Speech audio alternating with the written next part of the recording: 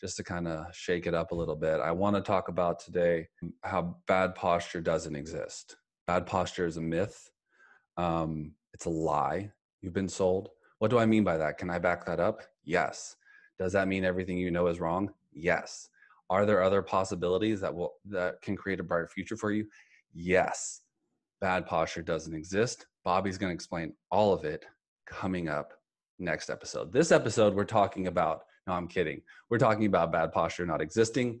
Also, welcome to the Anatomy of Therapy. I'm Dr. John Cybulski here with Bobby Riley.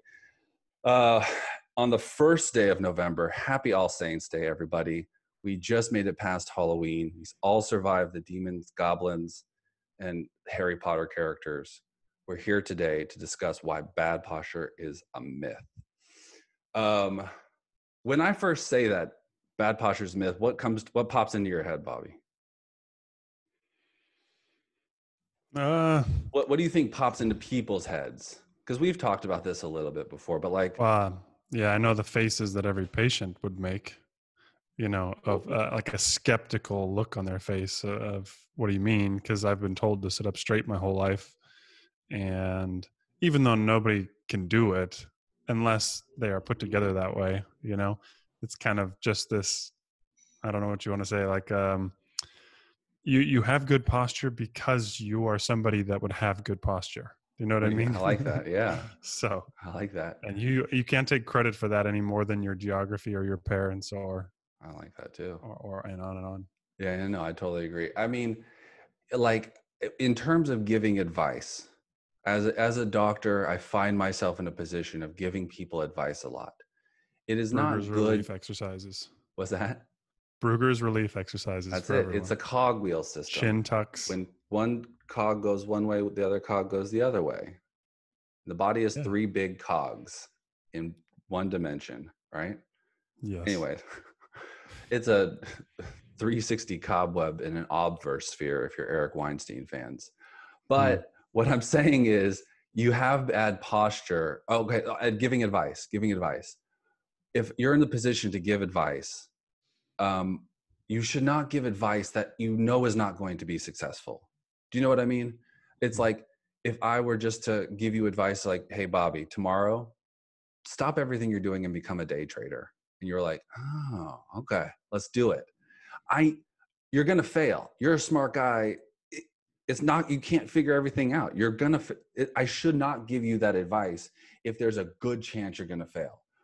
So what sort of a situation can I bring up? What sort of experience can I create? What sort of atmosphere can I develop in people's minds that around their awareness of posture? And so when I say things like bad posture doesn't exist, then we have to discuss the very notion of posture itself, not just the badness or the goodness of a posture. I'm saying, do you even know what posture is? That's really what the hysterical headline is trying to get at. And so, even with your, I would say, stereotypical or the prototypical posture that we're thinking of when we say, quote, good posture, because I think you're alluding to something like good posture for what? Because what does that even mean to have good posture? But if we just take the standard posture of a textbook anatomical position, ears stacked over the humerus, stacked over the hip, stacked over the ankles, right? That thing. It looked like the picture on the wall. Yeah. And even when people have, inquiries or questions on that type of posture for me, I usually use this kind of question or this story to tell them, because they'll ask me, is it possible to change my posture? Can I get better posture? Talking about that posture. Sure. And I often say, well, I don't know if you really want that to be your goal personally, but if it is, I say you have to understand that goal is probably about as hard as changing anything else about you that is truly you. Like, take a trait that is you. You're very messy and you're late for everything. That's me. Now, starting tomorrow, and this is kind of on your earlier point, like I want you to be extremely clean, organized, and on time. I'm like, that's about how hard it is to change your posture. Because the amount of effort that it's going to go into to restructure your body, like to actually change the way your shoulder blades sit and the way the position of your head and the curvatures of your spine, and the fact that you don't push your knees back into full extension when that's normally exactly what you want to do, man, you're going to have to devote some serious time and serious consciousness, like awareness throughout your day to change this. And that's a full-time job, just like me, or somebody that is messy, for example, changing their life to become extremely clean. And Yeah. and if that's that important to you, like you were kind of saying as well, like go for it. Just realize it's going to be about that hard, Yeah. to do that. Yeah. So, yeah. I agree. Okay. So what you're saying there, if that's important to you, is kind of the key to this posture thing. So I think if you're talking about bad posture, there is such thing as a good posture. Like in other words, your posture was good at first, and then you used it to such an extent that it crossed over, and at some point it became bad posture. Some people even have this with their injuries or conditions during the day where they'll be fine and they'll sit at their computer in the morning, and then 2:30, 3 in the afternoon comes around and they start to get a little squirmy in their chair and they start rubbing on their neck. So the posture they've had all that day is kind of, the gas is worn out, right? You're running on fumes for that particular posture, and it's causing you problems. The deal, the reversal that you need to take on posture is that posture is good in the beginning if it is because it is task oriented. So for instance, you have in the beginning a great posture for sitting down and listening to this podcast, and we appreciate it. You have a great posture for sitting and scrolling on Instagram and going back and liking all of Dr. Katie Claire's posts, trying to remember the good ones, save those ones. You're going to need them later. You have a perfect posture for that, but it is not a perfect posture. And that's an external habit task. And it's not a perfect posture. It's a bad posture, in fact, for the muscles and joints that you're now complaining about. And so I'm saying posture is task oriented. If we can kind of see the task that it's oriented towards, and like I was saying to Bobby before this, on your phone, and this might cause some of you a little bit of anxiety. So trigger warning, I guess. But if, let's just say we have this patient with neck and shoulder pain come in, and there are these metrics for pain. Okay, I'm going to see you a couple times for a couple of weeks or whatever. Your pain today is at an 8. Got it. We'll mark it next time. We'll see the progress or lack thereof with the stretches and exercises that we've given you. One of the metrics, though, I want to take is, you said it's an 8. I want to see how much screen time you have week to week. Okay. And if week to week your neck pain goes up and your screen time goes up, we'll know there's a connection. Perhaps there's not at all, but it seems to be an important thing in 2020. A lot of people will get a little bit squeamish when you tell them they might need to separate from their phones to feel a little bit better in their neck. And if you got a little twitchy in your chair and that's you, then that's fine. Just know that it's very important to you to look at your phone, and that's okay. I'm not shaming anybody for being on their phone. I think that's a mistake. There'd be a lot of shame to go around, but so if you want to be on your phone, know that there are consequences to that. And then we can direct our rehab, our training to making you more sustainable in that posture that is good for your phone. Yeah. We've talked about this before about trying to find the reasons in your patients or from your patients. Yeah. And that's what this is reminding me of, because again, philosophically, I don't see anything wrong with somebody who just wants to spend their life on their phone. Like, it's not maybe something that somebody else wants to do. It's not what Gary Vee is doing all day long, but Yeah, I mean, sure. but that's fine.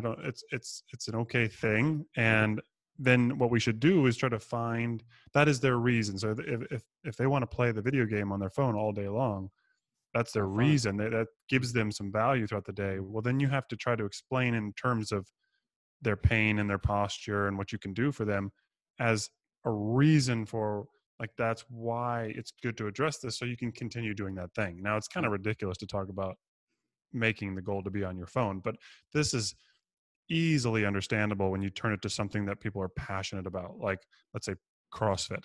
Sure. Right? Yeah. This is where, if you have a flat lumbar spine and you sit in complete lumbar flexion. And sorry, I'm going to disagree with you, Greg Lehman, in this particular case, Here it because comes. if you already have a flat lumbar spine and you sit in excessive flexion all the time, Yeah. and then you also train heavy weights in the gym all the time, that posture probably will be conducive to some type of failure in the future. Yeah. So instead of focusing on just the word posture and changing somebody's posture, you focus on the reason why it would matter for them to address a change. So you say, hey, like, I know, you're already in this office, your back's not feeling good every time you do snatch, every time you do clean and jerks and wall balls. And if you want to keep doing those for the foreseeable future or for the next 10 years, it is in your best interest to change this now, or to maybe follow some of my advice and get a little bit stronger here. Or maybe let's just take a look at how you spend your day in these positions and see how that's sabotaging your CrossFit training, and the reason why you can never build up, because you always have these setbacks. So it's a nice cue to focus on the reasons, and not just, they dictate the task dictates the posture that you need to do that task, but the love of the task that the person has is the reason that they just gave you, to help motivate them to make any type of change. And I fully agree. And I think it's your responsibility as a doctor, as when they come to you, they're asking for your advice, for your perspective, for your experience, all that together. And I think a conversation like this, or that's trying to get to the reason, which is different from person to person. I'm obviously, with the phone thing, it's a little hyperbolic. Of course, people are going to be like, put that, I'm not on the phone. I really want to pick up my kids. I want to play catch with Johnny. That's usually where it goes. I'm kind of joking, but like, even knowing to get to that conversation changes the way that your work looks. Do you know what I mean? It will change what rehab you get, how you start to think about rehab, because you can go out there and find a bunch of great exercises, but if you don't know where to go and when to put them, you'll be kind of lost. So I think finding some of these fundamental connections with your patients, and then you go, look, I do have a skill set for what your goal is, what your reasons are. And this is where these two things kind of meet up. And that's how they kind of go forward. And I think that's just your responsibility as a doctor. So going back to your point of this posture myth, what if they don't, there's not some specific, they like their phone, but it's not their life, and they're just a normal person, but they're in pain, and they're asking you, and you're saying, not you, but you could allude to that posture is not really the goal. But I mean, why is posture a myth in this case? And where you have somebody who doesn't have a specific task necessarily that they do all over and over and over. I mean, maybe they go to work, they go home, they're a parent, they cook, they have some discomfort in their body, right? And they want to know about the relevance of posture. And like, is it still a myth at that point? I mean, does it matter at all to you about more of this stereotypical posture, or what we think of as good posture? Yeah, I think that's a fantastic question. I think the idea of posture is not obliterated when we say there is no such thing as bad posture. We just have to rethink posture as a dynamic system that is oriented towards a task. So, in other words, when I was talking about this, I think I said it briefly before, but the locus of control, the internal locus of control or external locus of control. So when a person is in pain, there is a sense that they have lost control of their own body, right? There's some foreign invader in their body that is not normal. And the degree to which it is not normal is usually the degree of the pain as well, right? Now, we start to explain that pain in terms of a dynamic position or posture in relation to a task. And so it becomes for a second, they get to consider how posture is related to the task. rather than the task being related to the posture. Right. And so once we make that connection, their mind starts to go off and they're like, okay, so my body is working to perform something. They didn't really think of, people don't think like that. Giving a little bit of a description as to how the pain is connected, explaining the pain helps alleviate some of the pain and create an awareness more inside their body as to how they relate to the external world.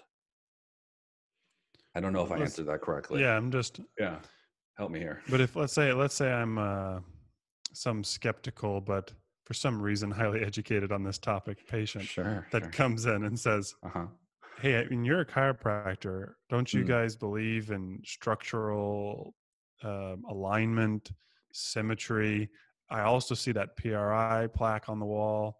Don't you guys care about position?" And I mean, this is a very savvy patient, right? But you're very well informed and skeptical. Yeah, but you're trying to tell me that posture's kind of a myth and there's no such thing as bad posture. So how do you reconcile who you are as a chiropractor and this idea that there's no such thing as bad posture? I think you think posture looks like that thing on the wall. And that thing on the wall does not exist. It's not real. It has no life. I would say it is not dynamic. So there are structural things that in a dynamic world exist, but I'm not treating the poster on the wall. You've heard people say you don't treat the image, right? Radiologists would say this. And what does that mean? I don't treat the image. It's kind of like a scornful way to be like, we're a little bit higher than that. We understand more than you. No, what it's saying is we don't treat a picture on the wall. We're treating a moving, living, breathing ecosystem of 10 systems that are interacting with each other. So we have to start to consider it as more dynamic and treat it that way versus treating some like tree stump that's just stuck there, right? That has no life. And just as a chiropractor, we view the body as this living, breathing ecosystem that I'm talking about that is constantly adapting to external tasks for its survival and to make things as efficient as possible, right? And sometimes there are some short circuits between the task we want to accomplish and our body's capabilities for that. If I jump off of a 2-story thing, I will hurt myself. I've seen some of these stunt guys do it. They figure out a way to do it. They have built that capacity, that skill set in. If I do it, I get hurt. I break bones. So that posture exceeded the capacity for its use.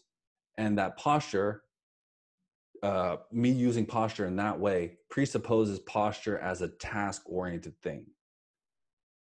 And by a chiropractor saying, I'm trying to help you get back to some tasks, living your life, versus me saying, I have a system I need to run, and I'm going to run you through my system, and I'm going to make sure I funnel you into the way that I see the world, versus taking the skill set that you have developed through the PRI, through the DNSs, through the FRCs, and then being like, what of these things can help you take care of your baby?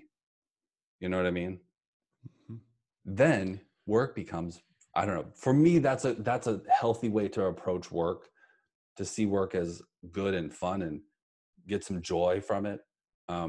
That's my secret goal here for you, by the way.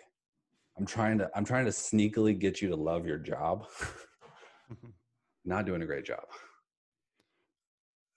Do you feel like you've flip-flopped on some of these positions ever throughout your career? Because I feel like that's just a thing that you have to go through. But the problem is it gives me the perception that I'm never on sturdy ground of my beliefs, because you've flip-flopped and you just ask yourself rationally, should I be, do I think I'm going to change my positions in the future based on my experiences of the past? Seems likely. So so maybe I don't know exactly what I think I know now.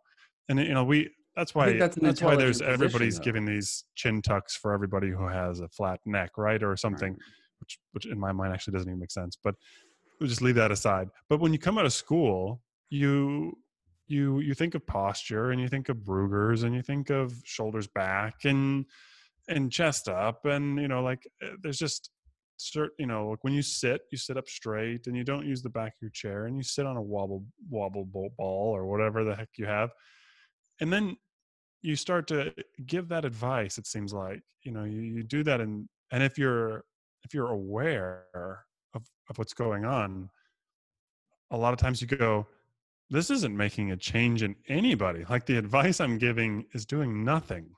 So then you start to question it. And I'm kind of talking from my own experience here, but you've been giving advice and advice and advice, and you're just not seeing the results from it. And whether it's evidence-based or not, that's almost irrelevant, because you could be giving, quote, evidence-based, or it's just your own anecdotal or empirical advice, and just doesn't seem to be coming back. They're not coming back better. So you start to question, like, is the posture really relevant at all? Is it really because of this trigger point? Do ribs actually pop out? Is a Right. slightly Yeah. rotated L4 important at all for their low Right. back pain?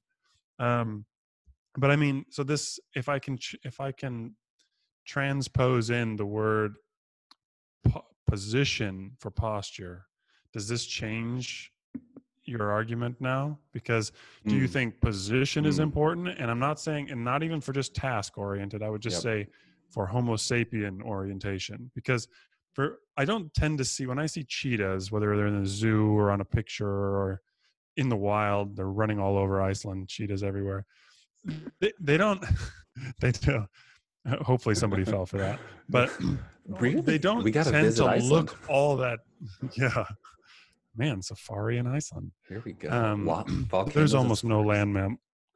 There's zero land mammals, just so you guys know. Like a bird or two off the coast or something. Sorry. Okay, there was a good rant Yeah, going. there's Keep some. going. Okay, so there are no land mammals. When you see a cheetah, Yeah.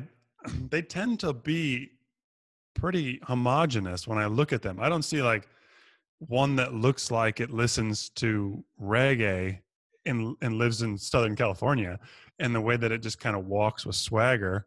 And then I see the next cheetah that like waddles because it's so extended, and you know what I mean. Like, they tend to just look like cheetahs. The only difference is spots are a little bit bigger. One's a little bit bigger in mass, and tail's a little cooler. But I mean, they just tend to be very homogenous. So I think if I swap out that word posture, which is sketchy, for position, do you think there's still an important position? Like, is there a better position for a shoulder blade to sit on a rib cage if you try to disregard a task? yeah, absolutely. And this is Okay, the conversation that I want to get to, but I don't okay, want. it's a subtle admission. It's a subtle admission that posture can be important. Good, quote, good posture. Yeah, I just want to rethink the very definition of posture. I want to think like the L4 is slightly rotate. I think all those things you were talking about, what was like a forward tilted posture, like the perfectly upright. I want to rethink all of those old ideas. I don't want to blow them up and have you move on, because but in the very beginning of that rant, you were talking about how do you have to kind of go through these things where you believe something and you find out the way that it worked isn't how it works, and you kind of update your belief, and you're like, well, I'm constantly updating my belief system, So what I'm saying with the way that to think, the process that I'm trying to go through is to allow you to ask questions and put you in a situation where you need to redefine the things that matter to you. I'm not telling you to not have good posture. I'm just saying give into your bad posture. I'm saying you need to think about posture more deeply. You're thinking about it too superficially. Your ideas about posture are too solidified, and there's no wiggle room. And you're like, why is my work boring? Because you say the same 6 things every hour. Because your ideas about these things are gelled together.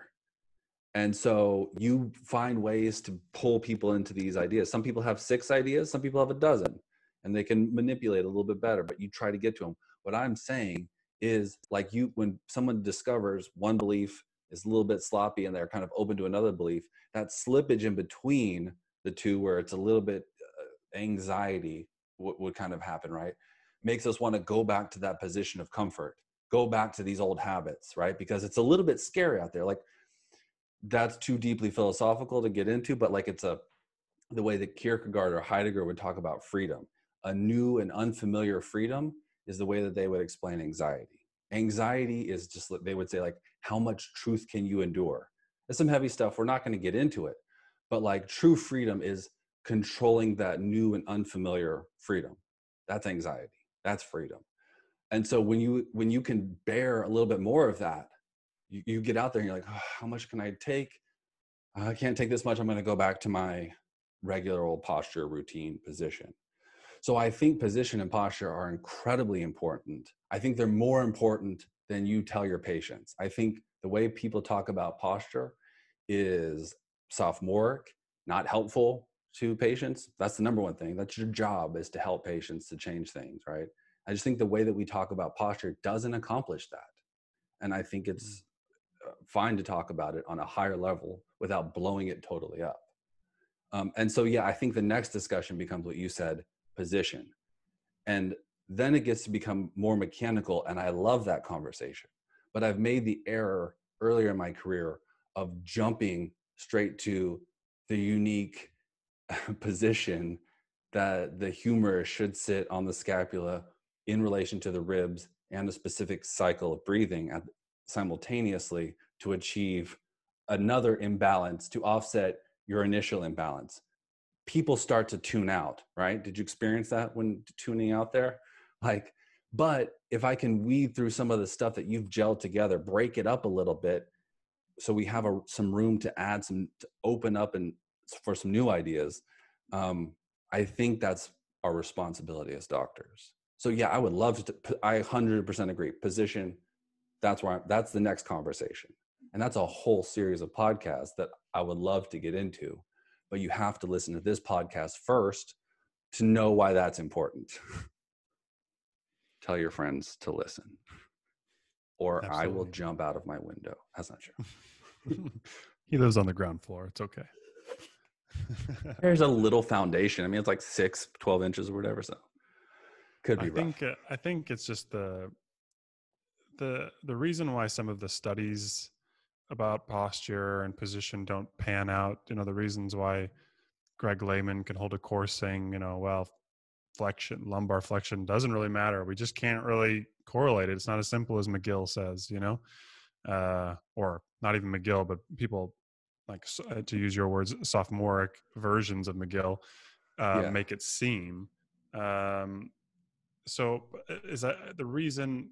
I think is because there's so much nuance between every individual, whether or not a Jefferson curl turns out to be a positive for this person or a negative a negative outcome.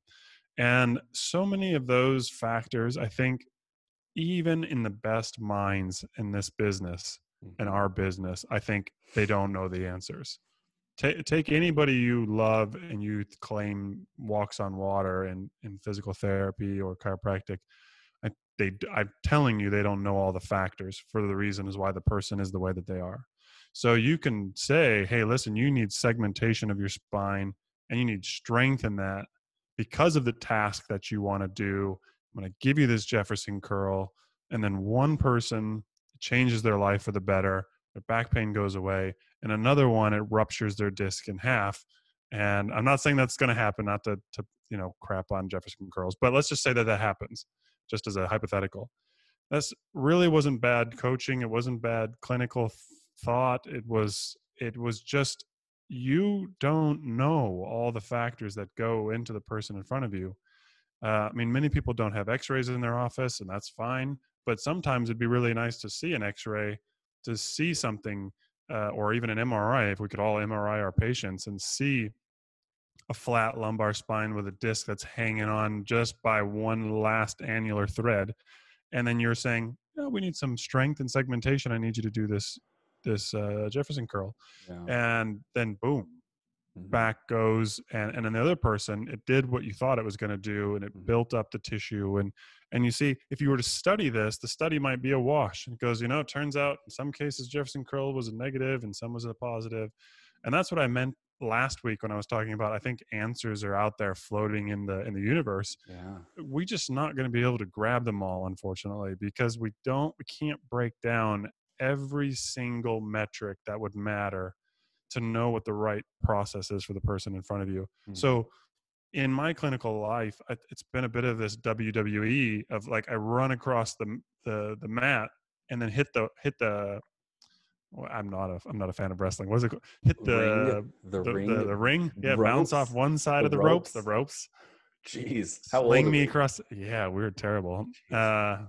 Sling you across off the ropes. I'm a UFC fan. So it's cage. The cage. No. They're not so bouncy. The ropes. Yeah. The Gotcha. ropes. So you go all the way over here. That rope says posture matters, and you hit that one maybe 2 years after and then you go all the way across the other side and you hit that one and you think you're good until the rebound occurs and the ropes throw you back, and you're like, because you think, okay, I should tell everybody about this nuance of exactly how the humerus sits on the scapula and the rib cage, and then they're tuning out, and then actually you realize they didn't even get better anyway, even though they bought in, and you're like, I just, I spent a lot of money on these courses, and how come I'm not fixing all these people? So you start to rebound the other way, and you go, maybe it's not so complicated sometimes, maybe we just need to go back finally to the point, which would be, like you said, freedom, and you like to bring up philosophers, but that freedom in human biology or physiology a lot of times is variability. And that variability sometimes can be just the thing that you can say, oh, I don't know anything about the way that their apical expansion works, or the way their 3-month crawling position, and whatever position you're talking about. Actually, it's just, they need more variability because I don't really know if they need 3-month position. I don't really know exactly why they, can't have restricted breathing, but I do know this. I do know this doesn't bend. Okay. So sometimes then you're on the other side of the ring against those ropes again, just setting everything, you're like making everything remedial, because you're like, everything is just big, McGill's big three. Because man, there's just too many nuanced things. And then what you do is, maybe take another course, you get some confidence, start fixing some people, and you go to the other side again. You hit those ropes until that doesn't work out. You just keep going back and forth. And that is, in an essence, like clinical expertise. And that's when you begin to tease out the nuance over time. And I don't think you can speed that up. But I do think, working hard or being aware, thinking about these things honestly, can help get you there, as opposed to reading the New York Times headline and just taking for what it is and sending it on to your friends to prove their point. You should probably read the article actually, instead of just forwarding it, and then creating some kind of, knowledge from that. And then you start to generate real ideas. I don't know. This is like my entire clinical philosophy laid out in like 2 minutes. That was, dude, it's awesome. Take it for what you want. Posture is a myth. It's not real. Unicorns and there's posture. No such thing as bad posture. Thank you. That's a way to wrap it up. No, dude, I'm 100% that. I love that. That's a fantastic philosophy. I was just thinking about the bouncing off of the ropes, the metaphor that you created on the spot by not even knowing the words, but I'm sure you had the picture in your head, and that's what matters. And we got to get that picture to your head. But going back and forth between, the ropes and being somewhere in between, and being aware of both sides of the ropes and what happens on that side and what happens on that side. And if you hit it from a different angle, how it kind of looks to other people, and getting that perspective and that experience is what you're talking about, how it takes time, and you just have to scrape your knees a couple times and know that you're going to learn. For whatever reason, we were watching some movie, and it was like an old timey American movie.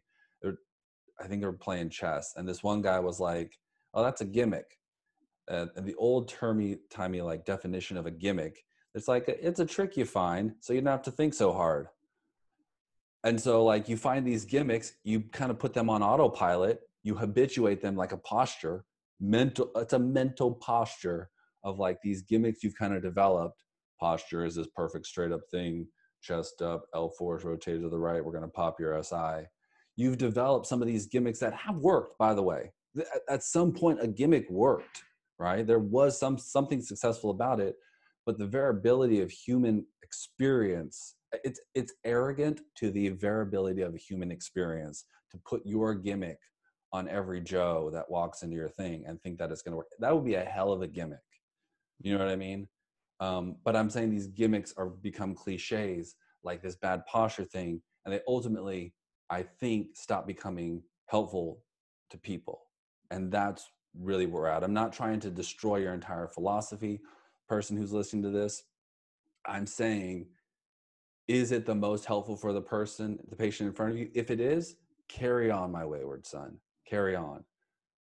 I forgot the next line from the song now, but carry on, truth will be done or something. That's it.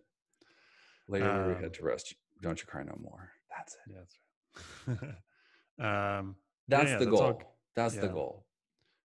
I think the fact that the nuance is so ridiculous with the human body is that that's why I'm drawn to, to some of the evolutionary stuff, because it's kind of trying to explain like why we evolved to be anything like we are, why we're upright, or why our shoulder blades sit the way that they are. So, I mean, we can't answer these questions if we don't, in my mind, I don't think we can answer them if you don't think in the past of the why we evolved to do things. And and in that case, that has changed my mind a little bit. So there's something I like about that, is it gives me a reason to think about what the person, what optimal maybe looks like. Like I said, the cheetah, right? Yeah. The only cheetahs that probably don't look right are ones that were some, former boxer bought one and kept him in his house, Sure. and tiger or whatever. Yeah. Those probably look a little different and have a little different hormones running in their body. Sure. And, because it doesn't match up, and we don't have we have so many mismatches, currently from what we evolved to do. Right. And in that regard, I do think sometimes posture should be more important. But the fact that we have no connection to what we've been doing forever, it makes it less relevant, because it's like, well, we don't need to look like a hunter-gatherer because none of us do that. Right. Yeah. We want to function well. So that's why I still think it's important to look at it. And, if we just had this constant variability all the time, this, the nuance, I think, would go down. It would just be a lot of traumatic injuries. There wouldn't be, there'd be some pain, of course. I'm sure sitting on the dirt and digging for tubers for hours makes your back sore, but it also makes it strong and robust. And then you change your positions all the time, and you probably have more of that, my back's kind of bothering me, but not enough to go get treated kind of back pain. Right. And our clinics would drop off dramatically. We would just have a lot of traumatic stuff to deal with. So that's just how I'm tying posture back into it. I do think posture is important in the sense that we are meant to be positioned in a certain way. Absolutely. That's optimal for why we evolved to do it. But the mismatch between what we do now in 2020 and what we've evolved to do is so drastic that now the posture conversation seems a bit ridiculous, because you're saying I should have good posture, like to hunt and gather, or to be really, really good at Call of Duty, because those are different. Like you were saying, the task, and actually maybe having perfect posture makes you worse at Call of Duty, because maybe you're reaching tactile skills, and maybe you need more flexion to be good at Call of Duty. You know what I mean? So, I mean, whatever that is, I think you should shake hands with yourself and accept it. Okay. If that is the case, then shake hands with yourself. And here's the other thing. There's this Camus quote, there is no fate that scorn cannot negate. And so if you find yourself scorning yourself or your situation, sometimes it's time to shake hands with yourself and be like, how am I contributing to this? You know what I mean? Like, what are you scorning at? What is this thing? Oftentimes you just need to shake hands with yourself in the situation and take it for what it is, rather than, if you're scorning on a particular situation, your emotional tinge is not going to allow you to logically work through things. You're not in there really is such poor awareness though, isn't there? Because for sure. people come back in and they said, this week my back's killing me. And I go, what's different? And they look at me like I have the answer for why their back hurts this week. All of a sudden it hurt really bad on Monday. What did you do Sunday? Nothing was different.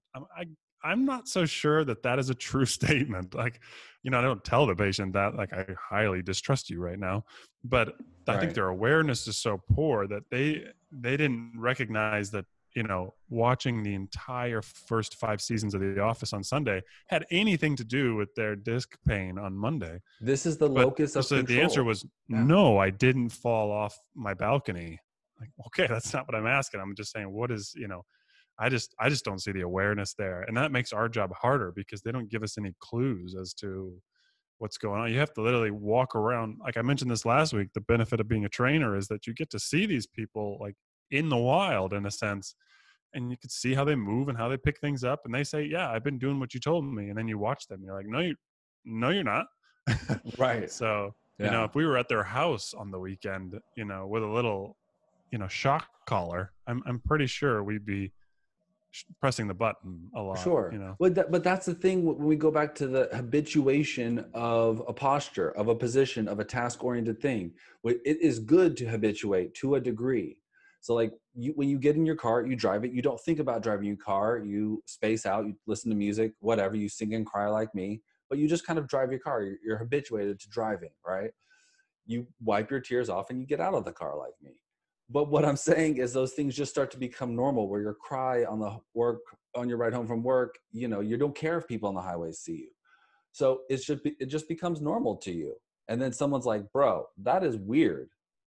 And you say, this thing that I've habituated to the Sunday before, it's totally normal to sit for 8.5 hours because the sun goes down at noon in Iceland and we're just going to binge the newest Icelandic murder drama. We know you excel at those. You know what I mean? Mm-hmm. And so, but it's just normal because that's what we do in the winter. It's fine. And so, but they're just so unaware of that the locus of control is now on you. And they go, what's wrong with my back? And you go, it's not my fault.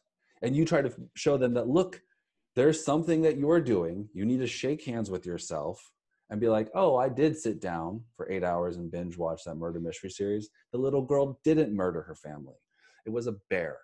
But you make them aware of that thing, returning the locus of control to them so that they can have some power and control over their symptoms rather than making them dependent on you. They go, why does my back hurt? You go, your rib's probably out. That's, the answer? The answer. And so now they're like, how is this rib going to come out? I have no idea how it came out in the first place. I'm terrified of this thing, this rib head popping out of my back. It's not a good situation.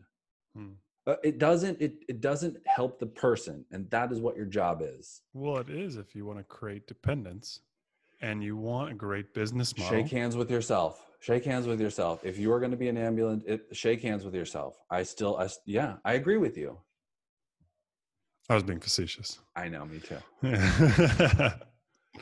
But yeah, if you're like, I'm out here to make that paper, I'm going to stack people up. I'm going to do the ASMR neck snapping YouTube videos. And that's my thing. And I am trying to pay off my student debt. Then make your money, boo-boo. I don't want to stop anybody from making their monies. Mm-hmm. I have no cause in that. But I do think there are some people out there who are conflicted about making money and helping patients and doing the best for them and trying to get results that are somewhere between, clinical mastery. And I'm not at clinical mastery, but don't mistake these rants for thinking that I've got my stuff together. I'm literally figuring this stuff out as I'm saying it to you. So thank you for coming on this journey with me. But that's what I'm saying. Shake hands with yourself and then realize where you are in your career in relation to your patients. It's tough to take a genuine and authentic stock of yourself sometimes. It really is. It's not easy, but I do know that the people that can do that autonomously have a progressive, substantial life versus kind of this compacted thing that is just repetitive little on the rat wheel. Do you know what I mean? Like, that's all I want for you. That's all I want. And for you to join the Patreon, and like and subscribe and tell your friends. Coming soon. Coming soon. How do we finish this off? We finish it off like that? Yeah. Okay. Good. Thank you for tuning in this week. That's how we're going to end. Have a happy and safe election, everybody. This is going to be out on election day. I'll be safe. Go Jorgensen. Go Jorgensen. It's the most Icelandic thing you've ever said. Just tried to say something completely in the middle there. Love it. Super smart. I wrote in Kanye. Yeah. See y'all.